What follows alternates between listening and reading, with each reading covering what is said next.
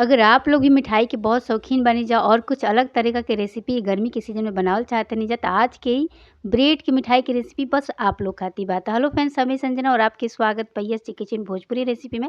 आज हम आप लोग के साथ शेयर कर जाते हैं ब्रेड की इतना मज़ेदार और टेस्टी मिठाई की रेसिपी जौन आज से पहले ना ही कभी आप लोग बनैले हो खब जा और ना ही कबो खैले हो खब जा। चलिए फ्रेंड्स, आज की मज़ेदार रेसिपी देख लीजिए कि हम कैसे बनैले बनी। तो सबसे पहले जो हमने की ब्रेड लिहल जी जौन की एकदम ताज़ा फ्रेश ब्रेड बा। आप लोग देख सके नीचे चलल जाए गैस की तरफ।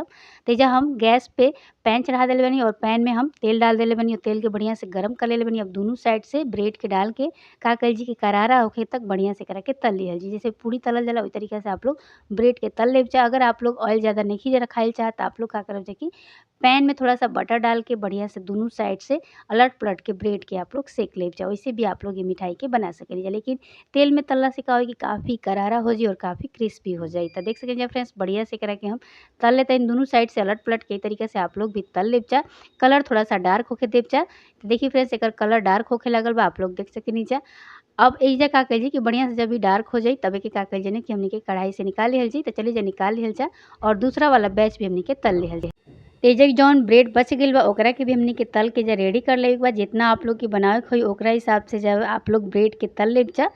तो ज़्यादा आपकी मात्रा में अगर बनावे के होई तो ज़्यादा ब्रेड ले सकेनी जा, कम अगर मात्रा में बनावे के होई तो 4 ब्रेड से भी ये मिठाई के बना सकेनी जा। तो देखिए फ्रेंड्स, बढ़िया से हम एही तरीका से तल लेतनी, आप लोग भी तल लेब जा और एकर कलर देख सकेनी जा। इससे ज़्यादा एके हमनी के नइखे पकावे के ना त ई अच्छा ना लगी। अब एइजा हमनी के चलल जा गैस की तरफ।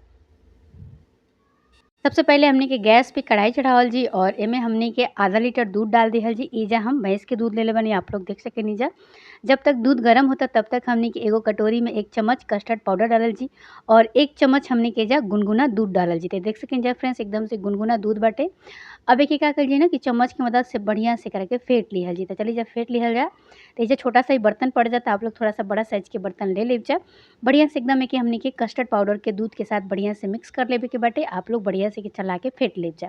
तो देखिए फ्रेंड्स, एही तरीका से आप लोग भी पेस्ट के तैयार कर लेब जा, एके साइड में रख देब जा। अब चलल जा दोबारा से गैस के तरफ। तो एइजा दूध बढ़िया से उबल गइल बा। तब एइजा हमनी के का कइल जी ना कि चीनी डाल दीजिए। चीनी आप लोग अपना हिसाब से कम ज़्यादा कर लेब जा, जितना आप लोग मीठा खात होखब जा ओकरा हिसाब से। अब दूध के बढ़िया से हमनी के एकदम से गाढ़ा होखे तक पका लिहल जी। देखिए बढ़िया से जब दूध में उबाल आवे लागे तो आप लोग 15 मिनट एकरा के धीमा आँच पे बढ़िया से पका देब जा, ताकि ये जौन दूध बा अच्छा से उबल जाए और ई थोड़ा सा गाढ़ा हो जाए, मतलब कि रबड़ी जैसा हो जाए। अब एइजा हमनी के दूध के लगातार चलावत रहल जी, ताकि जौन दूध बाटे कढ़ाई के मतलब कि तल में पकड़े नाही, ना तो फिर हमनी के जौन मिठाई के टेस्ट बा थोड़ा सा जला आवे लगी। ए वजह से आप लोग एके लगातार चलावत रहब जा। ए जगह हम 2 गो खड़ा इलायची कूट के डाल देतनी, आप लोग पाउडर भी डाल सकेनी जा।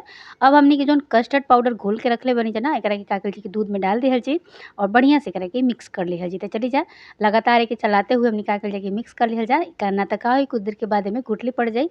ए वजह से आप लोग जैसे ही कस्टर्ड पाउडर डालब जा वैसे ही आप लोग एके चलावत रहब जा, ताकि जौन कस्टर्ड पाउडर बाटे दूध के साथ बढ़िया से मिक्स हो जाए और एकदम अच्छा तरीका से घुल जाए। तो चलिए दोबारा से थोड़ा सा जौन बच गइल बा कस्टर्ड पाउडर ओकरा के हमनी के डाल दिहल जा। बीच-बीच में ऐसे ही आप लोग थोड़ा-थोड़ा करके डाल देब जा। एक ही बार में सारा मत डालब जा, ना तो का होई कि ज़्यादा मतलब एक ही बार में थल्ला पड़ जाई। अब आप लोग देख सकेनी जा कलर एकर चेंज हो गइल बा, दूध के एकदम से गाढ़ा हो गइल बा फ्रेंड्स, रबड़ी जैसा हो गइल बा, आप लोग देख सकेनी जा। साइड में जौन दूध लागल बा एके बढ़िया से हमनी के निकाल लिहल जा और मिक्स कर लिहल जा। और ये देखिए फ्रेंड्स, कितना बढ़िया एकर कलर आइल बा, आप लोग देख सकेनी जा। एमे आप लोग अपना हिसाब से फूड कलर भी डाल सकेनी जा और बिना फूड कलर के भी एके बना सकेनी जा, काहे कि एमे कस्टर्ड पाउडर पड़ल बा ना, ए वजह से कि खुद ही बहुत अच्छा कलर आ गइल बा। अब एइजा हमनी के गैस के ऑफ कर दिहल जा। चलिए फ्रेंड्स, जौन हमनी के ब्रेड तल के रखले बानी जा एक-एक करके हमनी के जार में मतलब कि फैला लिहल जा। ये देखिए, ई तरीका से आप लोग बढ़िया से एकरा के डेकोरेट कर सकेनी जा। और ए जगह हम 4 पीस एमे रखले बानी नीचे और 4 पीस ऊपर रखले बानी। आप लोग अपना हिसाब से के मैनेज कर लेब जा, जितना आपके बड़ा बर्तन होई ओकरा हिसाब से। अब एकरा ऊपर का कइल जी कि जौन हमनी के कस्टर्ड पाउडर के घोल बना के रखले बानी जा, एकरा ऊपर से डाल दिहल जी। देखिए ई तरीका से आप लोग डाल देब जा। और ये देखिए फ्रेंड्स, देखे में कितना अच्छा कलर आइल बाटे। अब ऊपर से के का करब जा ना कि आप लोग काटल बादाम और पिस्ता से आप लोग के सजा सकेनी जा। और जौन घोल बच गइल बा ओकरा के दोबारा से हम एमे डाल देतनी, आप लोग देख सकेनी जा कितना अच्छा कलर आइल बा और देखे में कितना खूबसूरत लागता, आप लोग देख सकेनी जा। और ऊपर से कि हम बादाम से डेकोरेट कर देते नहीं, आप लोग अपना हिसाब से मिठाई के डेकोरेट कर सकेनी जा, जैसे आप लोग के गार्निश कइल चाहतनी जा ओकरा हिसाब से, चाहे ऐसे ही सिंपल भी रख सकेनी जा। देखे में काफ़ी खूबसूरत मिठाई लागेला। अब आप लोग के चाही त गरमा-गरम एके सर्व कर सकेनी जा, काफ़ी क्रिस्पी लगी। और आप लोग अगर के ठंडा-ठंडा मतलब कि सर्व कइल चाहतनी जा, त आप लोग 1 घंटा खातिर एकरा के फ्रीज़र में रख देब जा, ताकि एकदम से ठंडा-ठंडा हो जाए। जब आप लोग ये मिठाई के सर्व करब जा ना फ्रेंड्स, एकदम से मुँह में पानी आ जाए, यकीन मानी जा। और एकदम से ठंडा-ठंडा आप लोग की मलाई जैसा एकदम कुल्फ़ी जैसा फ़ील आई। त आप लोग एके ठंडा-ठंडा भी सर्व कर सकेनी जा, और चाही त अगर क्रिस्पी और क्रंची टाइप के मतलब एके सर्व कइल चाहतनी जा, त आप लोग हल्का गुनगुना जब रहे तबे आप लोग सर्व कर लेब जा। त एकरा के हम फ्रीज़र में रख देले रहनी है। 1 घंटा के बाद हम मिठाई के आप लोग के निकाल के दिखावतनी। देखी कितना बढ़िया हमनी के मिठाई बन के तैयार हो गइल बा फ्रेंड्स। काफ़ी देखे में सुंदर दिखता और काफ़ी मज़ेदार रेसिपी बा, आप लोग देख सकेनी जा। और ये देखिए जौन दूध बाटे एकदम से गाढ़ा हो गइल बा, रबड़ी जैसा आप लोग देख सकेनी जा। और हमनी के ई शाही टुकड़ा बन के तैयार हो गइल बा, आप लोग देख सकेनी जा फ्रेंड्स। बहुत ही मज़ेदार रेसिपी बा। त हमरा कहल आप एक बार ज़रूर ट्राई करब जा। अगर आज की रेसिपी पसंद आए तो लाइक, शेयर और सब्सक्राइब कइल मत भूलब जा। चैनल पे पहली बार आइल बानी जा त यस किचन भोजपुरी रेसिपी के सब्सक्राइब कर लेब जा, ताकि हमरा अगला वीडियो के नोटिफ़िकेशन आप लोग के सबसे पहले मिलता। जल्दी से बनाई जा, खाई जा और अपन अनुभव हमके शेयर करी जा। तब तक खातिर बाय बाय। फिर मिलल जी काल एगो नए वीडियो के साथ। Thank you.